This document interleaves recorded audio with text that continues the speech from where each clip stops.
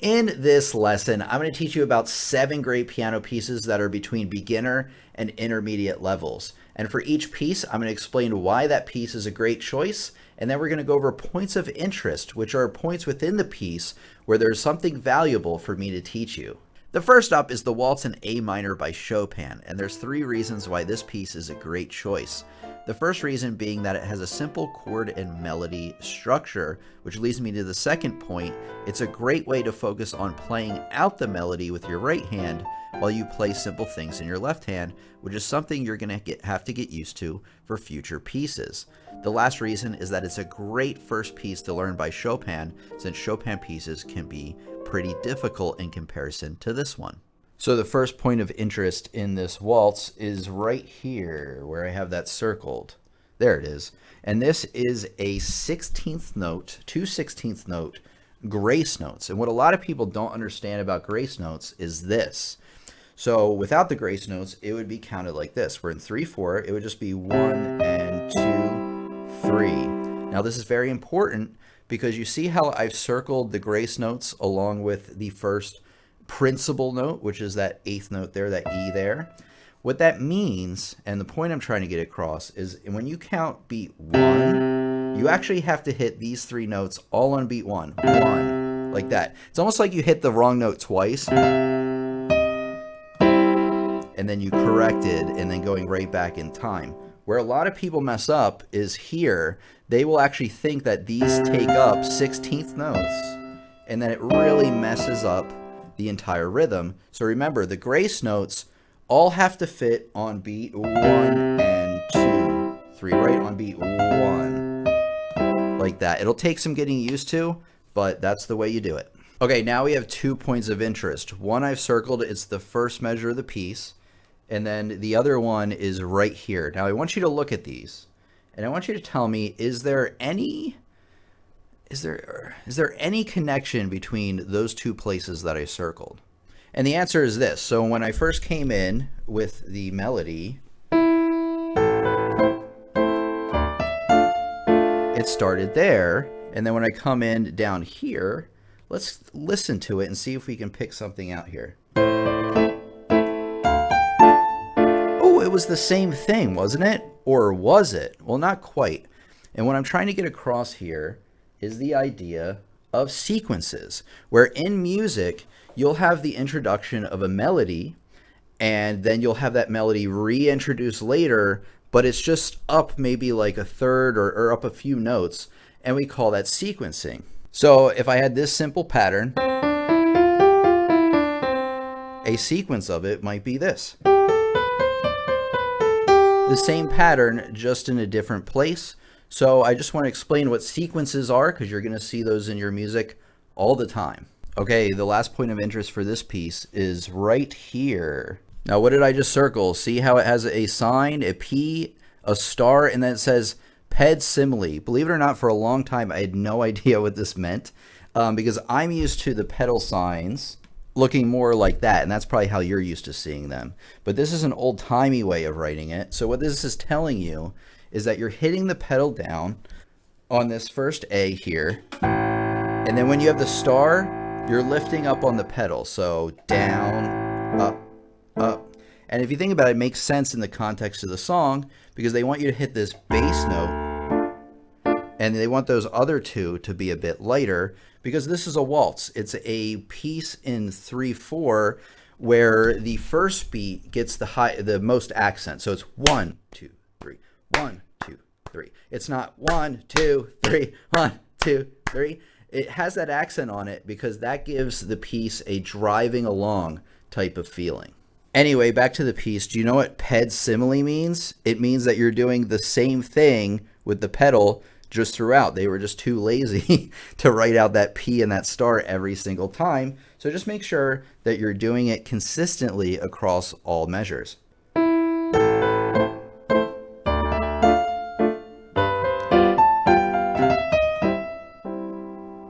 The second piece we're going to learn between beginner and intermediate is Prelude in C major by Bach. Now, I know some of you are saying, Tim, This one is for beginners. It's super easy.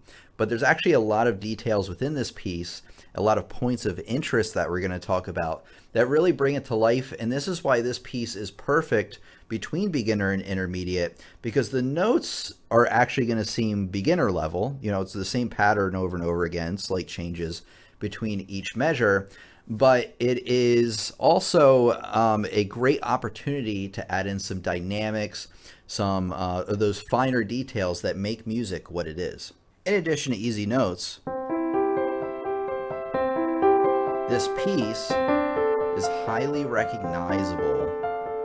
And a lot of people that aren't even really into music will probably recognize it, which makes it a really cool choice if you're still in the beginner stages, because we all like to play things that people actually recognize, right? So as I said, the notes are pretty easy, but there's a lot of points of interest. The first one I want to tell you about is right in the opening here. You're coming in playing piano, and then on the second line, you are crescendoing, getting louder to forte at the end of that second line, which helps create that, helps establish, excuse me, that dynamic contrast.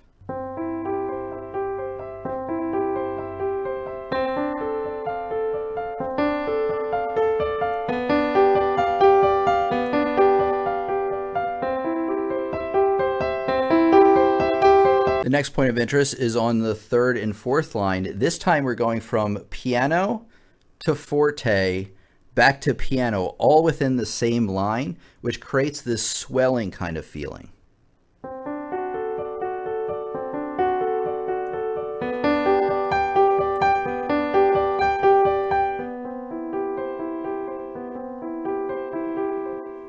And then on the next line, we start to introduce notes that do not belong in the key. So remember, this is in the key of C major. 0 sharp, 0 flats. But now we have a B flat here in our left hand, right here. And those borrowed chords or those borrowed notes help create a bit of intrigue. They help create a bit of dissonance. And if you don't know what dissonance is, it's like kind of when the music clashes. And consonance is when the music sounds good. And if music just sounds consonant all the time, it can sound rather boring. So what they do, they add in a little bit of dissonance to go back to the consonants, and that's what adds a lot of intrigue to the music. And then the last point of interest for this piece is right where I have it circled right here. This gets everybody. So we're so used to hitting octaves and things in this piece. In fact, octaves hit even earlier in this line right here and right there. But this one right here is from C to B, which adds a bit of dissonance to it because the octave would sound nice and stable. This gives kind of a bit of dissonance, and I want to play this and then show you what happens at the very end. Let's try again.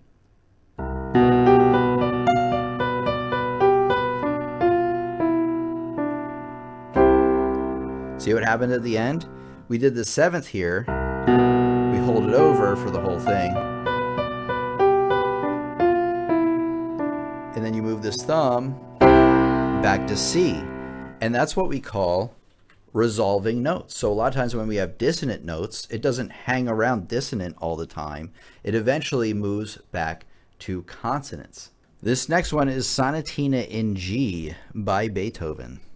A couple of reasons why this is a great choice is that it has a simple chord and melody structure, meaning that you're hitting mostly chords in your left hand, 2 or more notes at the same time, and you're hitting the melody, which is the part of the song that you recognize, right? That would be the melody to Jingle Bells. But here, we have chords in the left hand, melody in the right hand.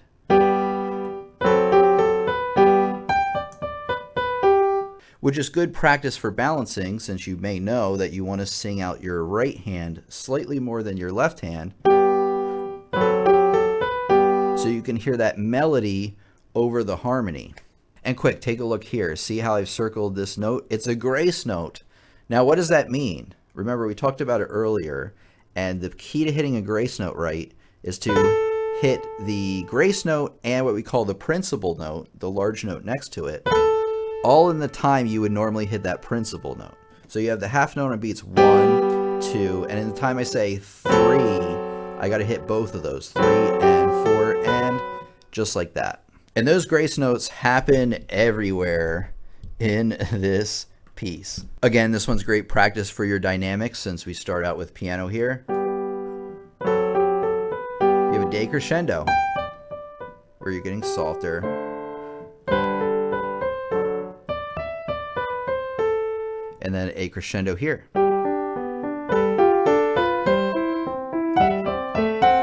So it's great for practicing and getting down to basic dynamic contrast. Okay, a point of interest, the second measure here. Now, why is that a point of interest? It doesn't look that interesting. Or does it? Well, one thing I want to tell you is you see how these two notes have a line that connects them. That is what we call a slur line, meaning that we're not doing this. That would be staccato. This is we're connecting the two notes together. Okay, but there's more to it than that. You see how that second batch is connected with the same slur note, or the same slur line rather, and then those last two notes are connected with the slur lines. Now, do you notice though that they are not connected between one another? So this is how we're going to deal with that. So this is what it would sound like if I totally ignored all of those slur lines.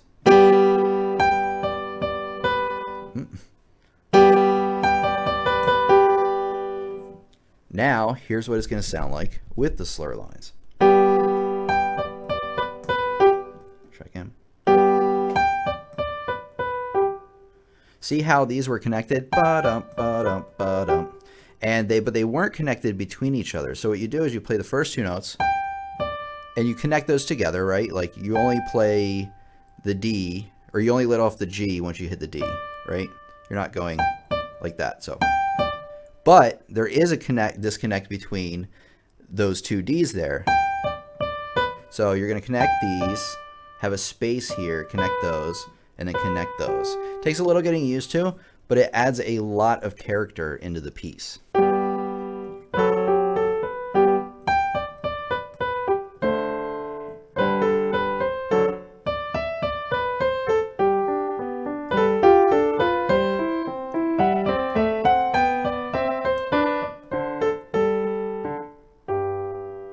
Okay, as I was playing through this, I actually came across another point of interest, which is right here. Now you might be thinking, well, this is pretty similar to the other measure we were talking about with the grace notes, right? But really the point of interest is this note right here. Now, is there anything peculiar about that note? Well, not really, but there is one thing, and it's not the note itself. See how there's a 4-1 right there in that circle?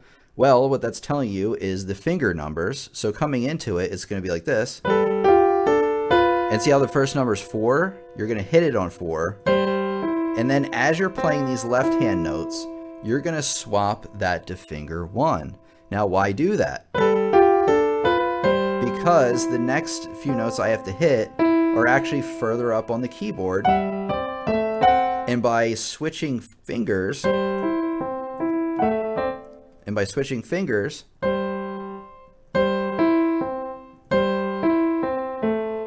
dang, it's hard to do coming in from it.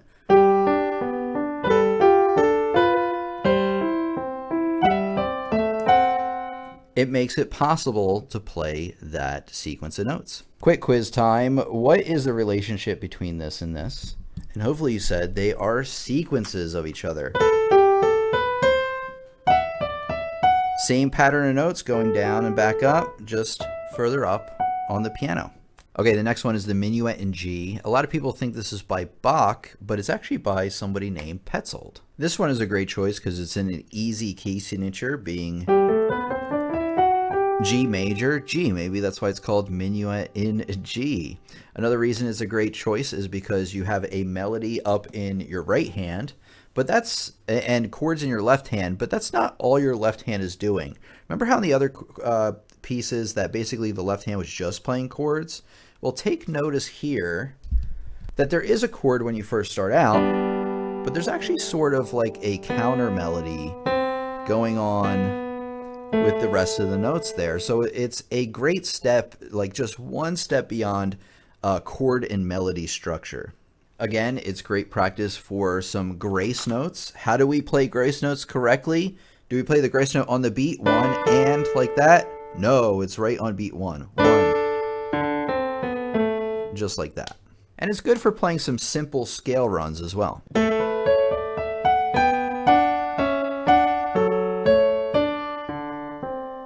Another great reason it's great is that it is short, being just 1 page. So for a lot of students, you can learn this in about a day or so. But if it takes you longer, don't worry about it. Okay, points of interest time. Our first one is right here. What in the world did I just circle? Well, this is called an inverted mordent. And you see how there's a C right underneath here? Right below that inverted mordent? Well, so how you play this symbol is like this. So you play the principal note, which is the note that's written there. And then you play a note right underneath it. And then you play that principal note again. Like that. And you have to play all 3 of those notes in the time that you would normally play this 8th note C, the note that's written right underneath this inverted mordent. So it'd be kind of like this. 1 and 2 and 3 and... So all 3 of those hit on beat 2. And we have quite a few other mordents throughout the piece. Let's do this one real quick just to make sure that you got it. So this time our mordent is on C again. And we're going to hit it all on beat 1 this time. 1 and 2 and 3 and like that. So just keep in mind that the inverted mordent has a little dash line through the middle of it. And I wanted to bring that up because towards the end of the piece, you actually have the scribble line without a dash through it, which is a regular mordent. And here's how you play a regular mordent. See how the note below the mordent is a B, right? And that's what we call our principal note. Now for a mordent, remember the inverted mordent, we played the note, went down and up. You can probably guess that this time we play the note right above it and back to that. Now one thing I want to tell you about this is it's always the scale note above or below, right? So we're in the key of G. So if we had an inverted mordent on G, or say we had a mordent on E, right? And the next note up would be F. Well, because we have an F sharp in our key signature, the mordent would actually be like that instead. So careful that whatever note you're going up and back to, if there's a sharp or flat in the key signature, you have to abide by it. So this particular mordent, we have to play the B, C, and back to B, all on the counting of beat 2. So coming in from it is 1, 2, 3. Like that. That one's a little bit easier than I feel like the inverted mordent in the beginning of the piece. Okay, I'm going to butcher the name of this one, but this is the first Gymnopedie by Erik Satie. So this one's a great choice for so many reasons, and one of the reasons is right in the beginning here, where you have to hit these like notes right at the bottom of the piano, and you got to move up like, you know, an octave and a half or so to hit up that chord. It takes a little getting used to. But it has this really cool effect where you hit the bass note with the pedal. That hits, you know, louder. And then you back up off the chord and it gives this really cool effect.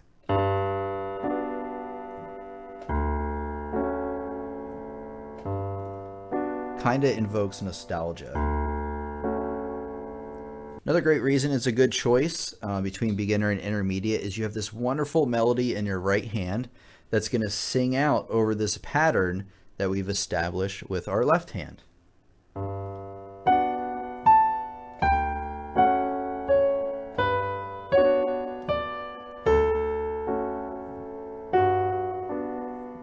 Which is also great practice for what we call phrasing. And we talked a little bit about this earlier.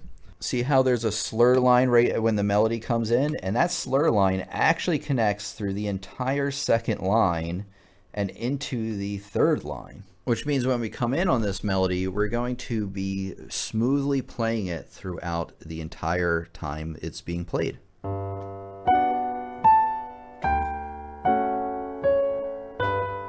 And a great way to do that is with the pedal. Okay, the first point of interest is right where that melody comes in, except right before. So you see how right before the melody comes in, we have this rest here? And it can be a little confusing, right? Because we have notes that are being played and held over at the same time. So this flat right here does not affect the pedal note down here, like that. But what it is telling you is that you're not playing this chord until beats 2 and 3. So it's going to go 1, 2, 3. And I would think about music like this, by the way. This is a perfect opportunity. Music always happens in what we call voices, which are different like kind of lines of music happening simultaneously. Now, the obvious one that we all know is like right hand versus left hand, things like that. But a lot of times you can have two different voices happening within the same measure. And actually we have 3 going on here because we have the melody coming in 1, 2, 3. And then we have a voice right below that where you have the rest 1, 2. And then the bottom voice is actually held over with the pedal 1, 2, 3, like that. And the one thing I want to tell you is that this melody right here is going to appear many times throughout this piece. And when you come in with the melody, the tendency is to come in like with more force on a melody, right? Because we're singing it out. I've told you that earlier in the video. However, whenever the melody comes back in this piece, you got to make sure that you're coming in nice and pianissimo. Give it a little dynamic contrast and see how there is actually a crescendo at the end of the line. So that's another point of interest, is to just pay attention to those dynamic changes, because that's really part of what makes music what it is. Okay, we're going to finish it out with something a little different. This is called Evening in the Country, and this is by Bartok. Bartok was well known for these like character pieces, right? And like things like Beethoven or Bach, excuse me, they were really centered around like more strict music theory, you know, chords going from one to the other. But as we got into Beethoven and beyond, we started to introduce like things like tone painting, where we're trying to paint an overall larger picture with what we're doing. And you can tell that this one is called Evening in the Country. So you might expect it to sound like an evening in the country rather than some sort of, you know, amalgamation of notes and chords and things like that. It actually has more of a character to it. And once again, this one's a great choice because you have this simple melody structure in your right hand, and then your left hand, you're just simply playing chords. Another cool thing about it is you have this vivo non rubato, you know, which is a more of a lively tempo and more of a strict tempo, and coming in here with the scherzando, which means to play in a sporty type of upbeat manner, which kind of goes along with the vivo. So I like how it has a good contrast between these sections. And it's good practice with the staccatos as well. Is coming in this section here.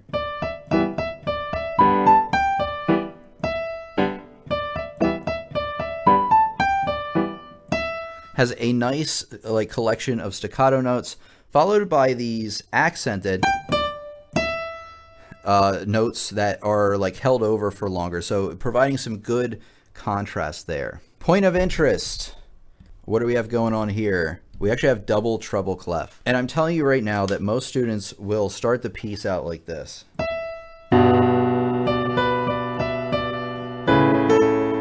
Which actually didn't sound as bad as I thought it was going to. But immediately you're going to know something sounds off. And if that ever happens to you, take a look and make sure that you're actually playing treble clef in your left hand and treble clef in your right hand. We usually do that when you want the left hand to play towards the middle of the piano and then the right hand is higher up. Because if you wrote these notes in the bass clef, they would actually be rather high up on the staff and harder to read. So I just want to play the opening to this to really illustrate how this one sounds a little bit different. And hopefully you can pick out the character in the piece.